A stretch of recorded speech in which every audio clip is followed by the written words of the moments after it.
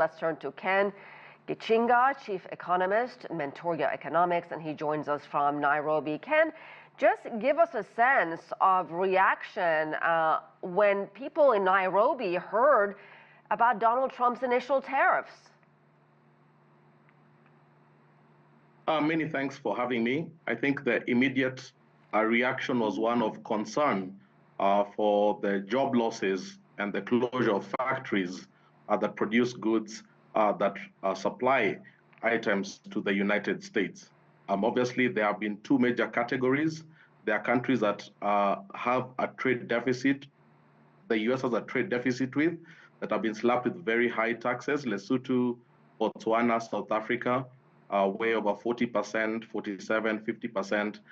Then there are the other countries that don't have a major trade deficit. So that's Kenya, Uganda, and just facing the minimum 10%. So it's a mixed reaction here on the continent. Oh, it's a mixed reaction. So is there anyone in Africa who might actually be happy about these tariffs?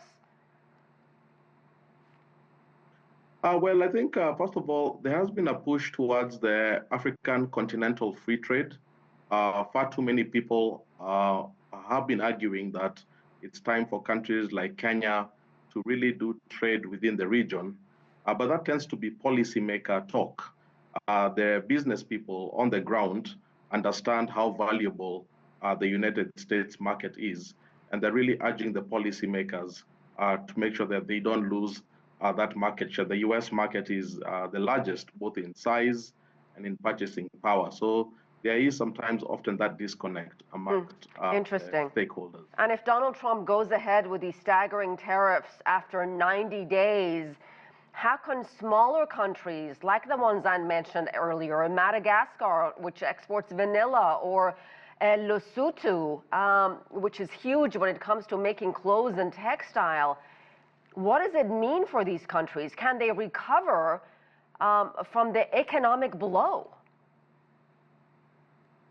Well, obviously, the smaller countries like Lesotho, as you've said, will suffer a major blow. Lesotho exports 3/4 of its exports textiles. These are jeans that go to the major American brands such as Levi's or Wrangler, and lots of jobs are created from these trade patterns. Obviously, those will be hit very hard. Lesotho's second biggest trade market is South Africa, and the South African market has been struggling. So it's difficult to ask people to explore new markets when some of these markets have been struggling. So the quick response is most of these small countries are sending delegations to the United States with the hope that within that 90-day window, some level of agreement can be found.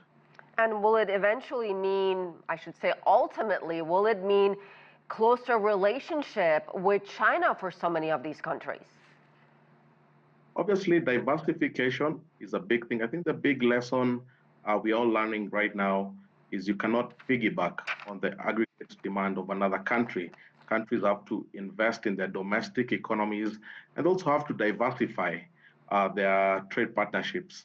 But that takes time. It's not something that can be achieved overnight. And most of these countries have big manufacturing hubs that really support a lot of livelihood. So it's easy to talk about diversification, but it takes time before that has to be achieved. And there are real people who have depend on these jobs. Yeah, you're so right about that. All right, we'll leave it there. Ken Gichinga joining us from Nairobi. Thank you.